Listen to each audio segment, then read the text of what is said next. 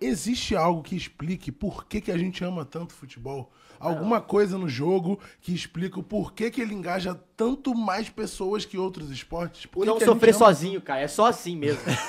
Pô, inacreditável. Você vê, tem experiência.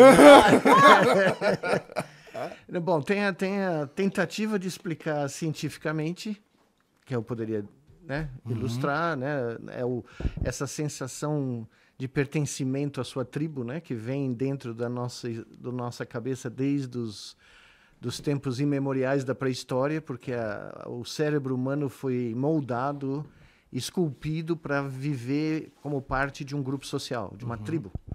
E o futebol é um dos exemplos onde você, na modernidade, né, expressa esse... Eu sempre falo isso, né? Você entra num campo de futebol e não interessa se é cientista, juiz, presidente da república, todo mundo se desveste da sua imagem pública, individual, e se funde num ecossistema quase. Uniformizados. Então, eu que frequento na minha cadeira cativa lá no Allianz Parque, na Central Oeste, quando estou no Brasil, tem horas que eu só paro para apreciar o comportamento de gente que eu conheço, que é professor titular, não sei aonde. Todo mundo se iguala, né? E o incrível é que quando eu trouxe meus amigos americanos, alguns deles, ou mesmo os meus filhos que nasceram lá e vivem lá, quando eles...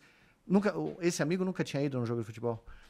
E quando ele entrou no negócio, de repente o cara estava cantando música sem saber o que ele estava falando, né? Porque literalmente você se funde com a tribo.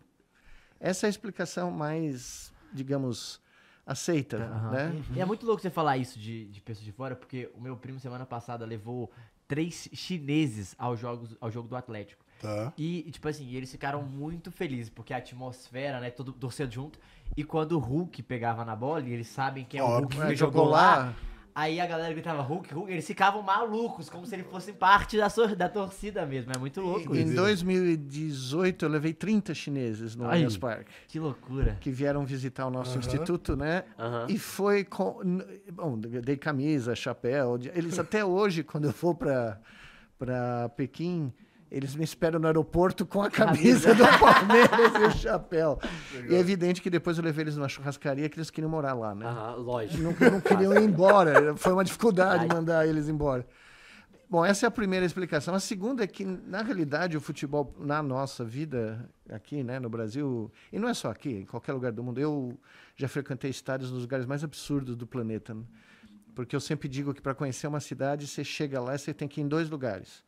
Você tem que ir no campo de futebol, você tem que ir no Teatro da Ópera. Porque aí você vê tudo. Aí você já tem a noção do que é, onde você está. Né? A outra não é cientificamente provada de forma alguma, mas para mim é a sensação de que não importa qual a sua idade, quanto tempo você já viu futebol, quanto tempo de idade você tem, você volta às raízes e memórias da sua infância. Né? Então você lembra de quem foi com você no jogo, você lembra de como era o momento. Eu me lembro, né? Eu sempre falo isso, o meu tio Dema, que era talvez mais fanático do que eu, por pouco, mas... Mas ele veio... Nós tínhamos que chegar 3 horas antes do jogo, no Parque Antártico Antigo aqui. E quando ele entrava, o porteiro, né? Porque 50 anos indo lá, o porteiro falava, agora pode começar o jogo que o dono do time chegou, que era o meu tio. E eu lembro, né? De pela primeira vez entrar no estádio e de repente ver aquela multidão, né? E todo mundo usando a mesma roupa que você, todo mundo falando a mesma coisa, e de repente aquilo fica embutido na sua memória, né? Como uma das grandes... E é muito louco, porque parece que vai até em câmera lenta, né?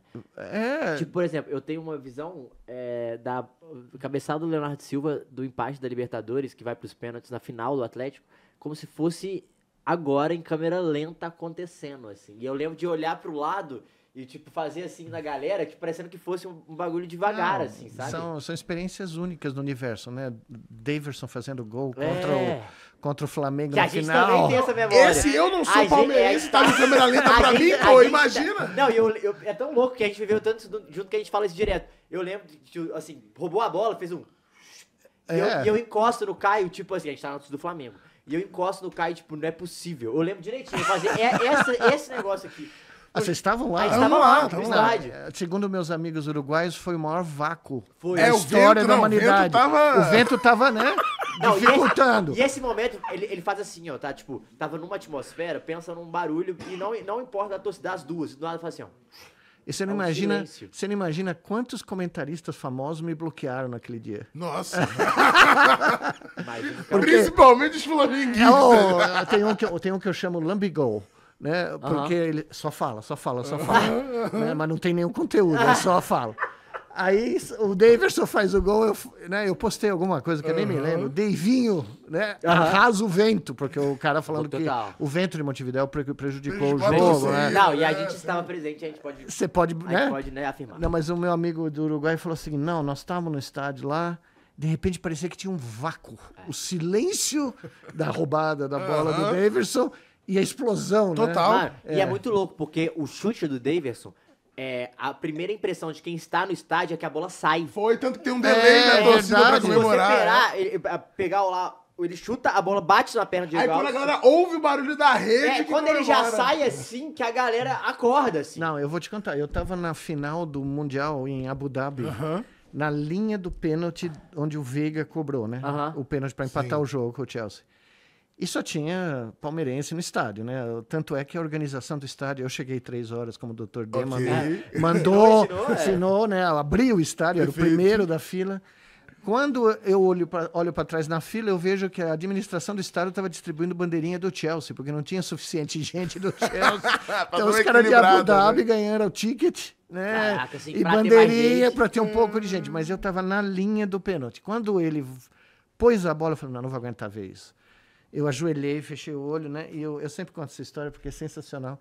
E tinha segurança, porque eu estava literalmente atrás do banco do Chelsea, do Tuchel lá, olhando pro goleiro lá. Eu ajoelho e o segurança vira para mim e fala, are you alright? Você tá bem? Aí eu só falei, eu não vou olhar, eu vou ouvir, porque se for gol, o estádio explode. Meu, o estádio, a cidade de Abu Dhabi nunca viu nada igual. Né? O negócio tremeu, eu senti o tremer. Quando eu levanto o guarda pra mim, I guess you're fine. Porque ele tava preocupado que eu tava infartando, provavelmente. Né? Eles foram muito delicados conosco, trataram a gente super bem. Mas foi assim, foi uma...